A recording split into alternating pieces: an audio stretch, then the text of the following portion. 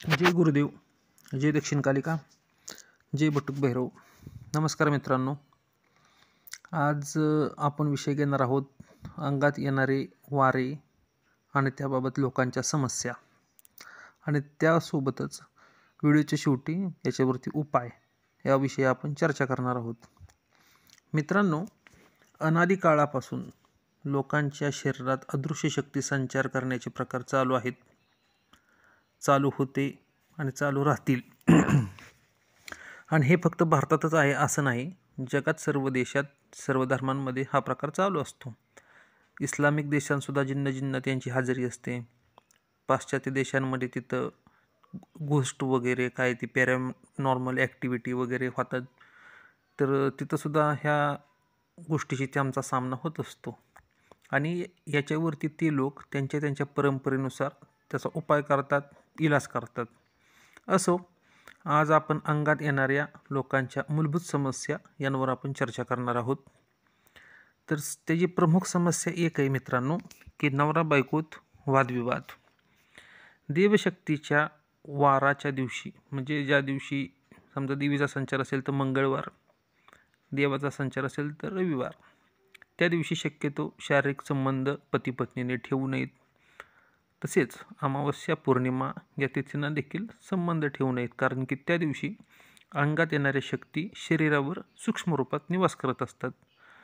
नेहमीच्या दिवसापेक्षा त्या दिवशी त्यांचे तत्व जास्त जागृत झालेले असते. त्यामुळे कमीत कमी त्या दिवशी ब्रह्मचर्य पालन करणे आवश्यक असते.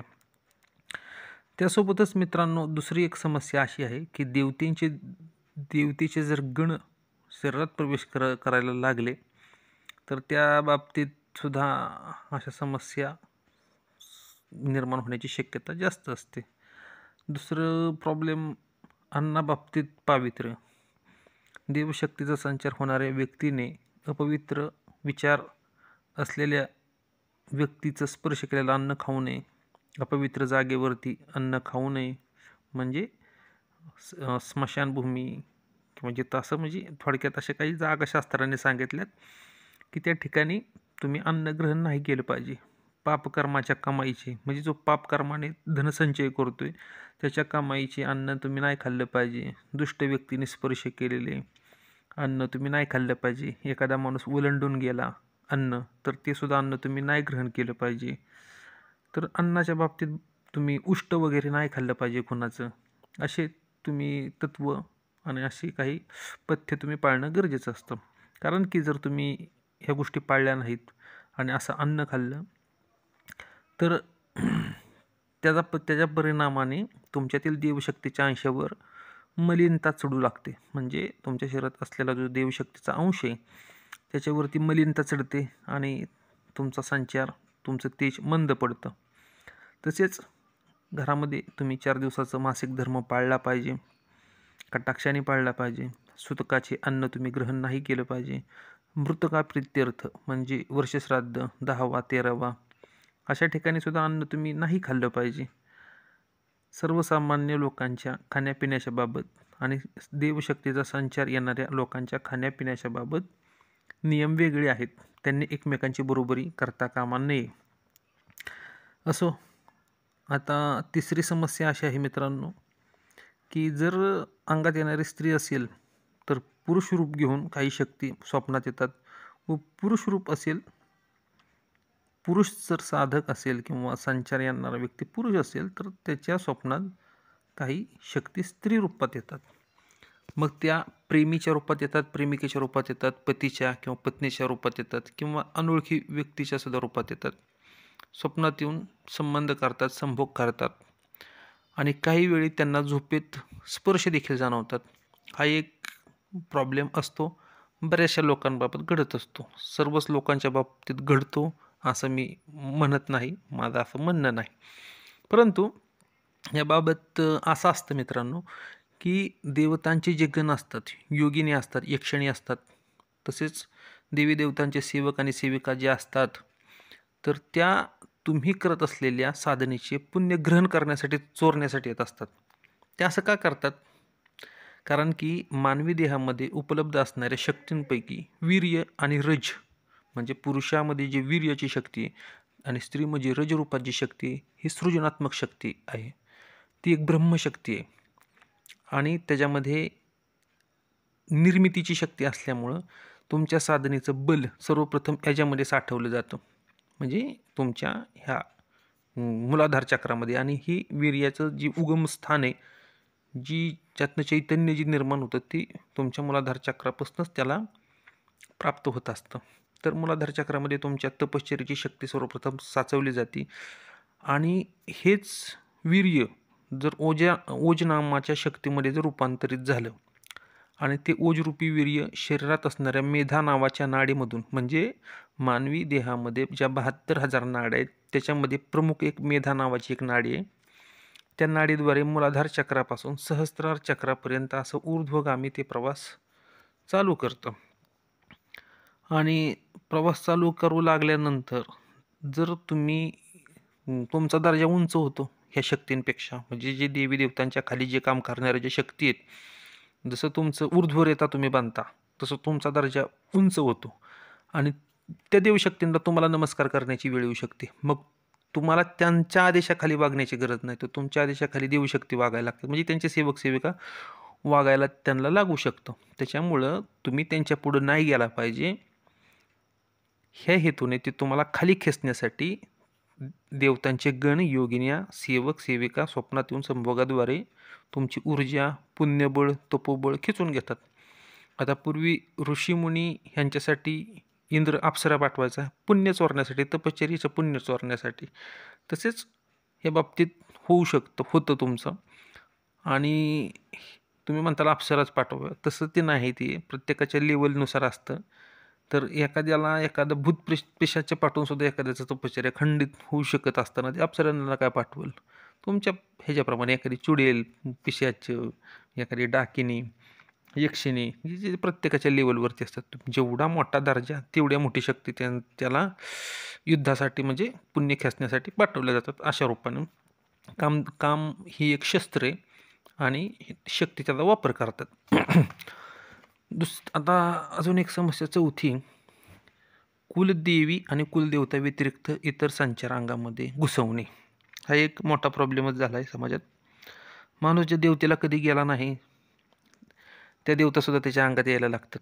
बरेचदा देवऋषी लोक नवीन संचार येणाऱ्या माणसाच्या अंगात स्वतःजवळ असलेले देवी देवता घुसवण्याचा उपक्रम करतात. करणी करून देवता अंगात घुसवणारे, म्हणजे करणी करून स्वतःच्या देवता अंगात घुसवणारे हरीचे लाल समाजात कमी नाहीत. हा एक मोठा प्रॉब्लेमच झालेला आहे सध्या. दुसरा एक प्रॉब्लेम 5 नंबरचा असा आहे मित्रांनो, की वाऱ्याचे बंधन खोलणे. जर जास्त मोठी समस्या नसेल तर 1-2 लिंब डोक्यावर पिळले तर संचार मोकळा होतो आणि ते कुणी पण करू शकतो. पण जर कुणी तांत्रिक प्रयोग केला असेल, कुलदेवतेला बांधला असेल तांत्रिक विद्या करून, तर बंधन खोलण्यासाठी एकदम जबरदस्त जाणकार आणि सामर्थ्यशाली तपोबल असणारा तंत्रविद्येचा जाणकार तुम्हाला शोधावा लागतो. आणि ही एक मोठी समस्या आहे, कारण की ही काय आयऱ्या गेऱ्या लड्डू खायऱ्याचं काम नाही. ह्याला एक्सपर्ट व्यक्तीचीच तुम्हाला मदत घ्यावी लागते आणि अशा व्यक्ती समाजात दुर्मिळ आहेत. ही एक मोठी समस्या आहे. त्याच्यानंतर 6 नंबरची समस्या अशी आहे की संचार येऊन समोर काहीही न दिसणे. ही एक सगळ्यात मोठी समस्या आहे. तर गुरु पक्का जर तुम्हाला मिळाला तर ही समस्या तो दूर करू शकतो, कारण की त्याला त्या विधी माहिती असतात की काय केल्यानंतर दृष्टी ओपन होते. पण जर गुरुला माहिती नसेल तर तो तुम्हाला सांगू शकणार नाही. हे एक मोठा समस्या आहे. अजून एक समस्या अशी आहे 7 नंबरची, की अजूनही बऱ्याच चेडे वगैरे गोटे अंगात घुसणे. ही एक समस्या आहे, की करणी करून लोकांच्या अंगात चेडे गोटे घुसवणे किंवा त्यांच्या पूर्वजांनी आणलेले चेडे गोटे अंगात घुसणे, ही एक समस्या आहे.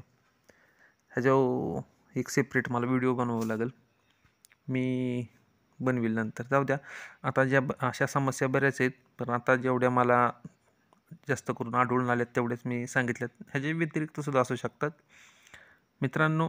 आता याच्या पुढं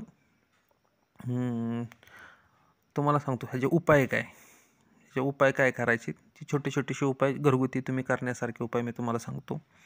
तर ज्या देवतेचा संचार आहे त्याची तुम्ही खेटी महिन्याची घालायची. पौर्णिमेची, देवी असेल तर पौर्णिमेची, देव असेल तर अमावस्याची. त्याच्यानंतर अमावस्या आणि पौर्णिमा पंचामृत, गोमूत्र, लिंबू, कडुलिंबाचा पाला, हळद, कुंकू पाण्यात टाकून तुम्ही स्नान करावं. याने तुमचा ओरा क्लीन होतो आणि फक्त त्याचं पाणी गटारात जाणार नाही याची तुम्ही दक्षता घ्यायची. त्याच्यानंतर उपाय करायचा तुम्ही तिसरा, की घरात शिवताशिवत कडक पाळायची. कुठल्याही स्वरूपात घरात तुमच्या शिवताशिवत झाली नाही पाहिजे. गोमूत्राचं तुमच्या घरामध्ये तुम्ही पवित्रीकरण करू शकता किंवा गुगुळ नावाचा धूप घरात तुम्ही जाळून घराचं पवित्रीकरण करू शकता. परंतु शिवताशिवत कडक पाळणं हे तुमचं कामच आहे, त्याला पर्याय नाही. त्याच्यानंतर 4 नंबरचा उपाय असा आहे, कामशक्ती ऊर्ध्वगामी करण्याचा तुम्ही प्रयत्न करायचा आहे. 99% मोठमोठे साधक, देवऋषी, नावाजलेले गावाजलेले या ठिकाणी फेल झालेले मी पाहिले आहेत स्वतः, आणि हे इतिहास आहे ह्याच्यात फेल झालेले बरेचसे. तर जो कामशक्तीला कंट्रोल करू शकतो तोच खरा साधक आणि तोच देवतुल्य मानला पाहिजे. नाहीतर काय त्यात अर्थ नाही. तो कोणत्याही देवतेला सिद्ध करू शकत नाही जर कामशक्ती त्याचा विजय नसेल तर. हे त्रिकालवादी सत्य, कामासक्त होणारा किंवा होणारी साधक किंवा साधिका डेफिनेट फेल जाणार, त्याचा काही उपयोग होणार नाही. तर तुम्ही फक्त स्वतःच्या पतीसोबत संबंध ठेवू शकता. इतर ठिकाणी तुम्ही आसक्त होता कामा नये. विशेषतः देवशक्तीवाल्या माणसाने तर हे अजिबात हे तर पाळलंच पाहिजे. जर हा व्यक्ती पाळत नसेल तर काही उपयोग नाही त्याच्या देवशक्तींचा नाही आणि त्याच्या जीवनाचा पण नाही. तर वेदाचारमध्ये हे नियम आहेत. तंत्रमार्गी लोकांना पंचमकार साधना, भैरवी साधना, लता साधना, कुलनायका साधना अशा ज्या वेगवेगळ्या साधना आहेत त्यांचे नियम वेगळे आहेत, त्यांचा मार्ग वेगळा आहे.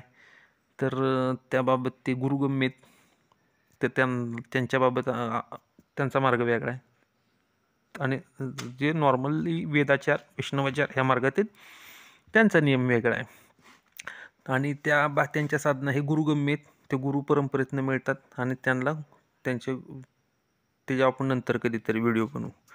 तर 5 नंबरचा तुम्ही उपाय असा करा की तुम्ही सदाचारी, सत्यवादी आणि कामिनी कांचनेची हाव नसलेला गुरु शोधा. म्हणजे स्त्री व सोने याची हाव नसलेला गुरु, ज्याला शास्त्राचं ज्ञान आहे, ज्याची देवतेव निस्सीम भक्ती आहे, जो म्हणजे हावरट नाही असा तुम्ही गुरु शोधा. तुम्हाला जर समाज कसा शोधायचा आहे तर तुम्ही शास्त्र ग्रंथ वाचा. एकनाथी भागवत आहे, दासबोध आहे, तुकारामाची गाथा आहे, आणखीन बरेचसे ग्रंथ आहेत. त्याच्यामध्ये गुरुची लक्षणं काय आहेत ती तुम्ही वाचा आणि त्या गुरुच्या लक्षणांशी त्या व्यक्तीची जे लक्षणं जर जुळून आली तर तुम्ही त्याला गुरु करा. कारण की गुरु करायचा आहे तो पारखूनच तुम्हाला करायचा आहे. तुम्ही दुकानात गेल्यानंतर एक साडी घ्यायची असेल किंवा साडी चप्पल घ्यायची असेल तर तुम्ही किती त्याला विचार करता, किती खालून वरून बघता, आणि तुम्ही गुरु करायला निघालाय की जो तुम्हाला भवसागरातनं तारून नेणार आहे. त्याच्यावर डोळं झाकून तुम्ही नका गुरु करू, ही मी तुम्हाला विनंती करू इच्छितो. तर गुरु पारखूनच करा, अन्यथा थांबा, देवतेला प्रार्थना करा चांगला गुरु मिळण्यासाठी. आणि देवतेने स्वप्नात आदेश दिल्यानंतर पूर्ण आदेश होईल. 2-3 वेळा देवता आदेश देईल त्यावेळेलाच मग तो गुरु करा, देवतेव द्या ना सोडून.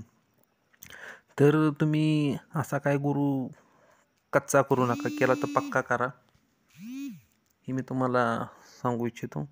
अजून बरेच सांगण्यासारखं आहे, आज एवढंच मी तुम्हाला सांगू इच्छितो. पुन्हा एखादा नवीन या व्हिडिओ बनवून मी नवीन माहिती तुम्हाला देईल याविषयीच. आत्ता व्हिडिओ जर आवडला असेल तुम्हाला तर लाईक करा, कमेंट करा, शेअर करा, सबस्क्राईब करा. धन्यवाद.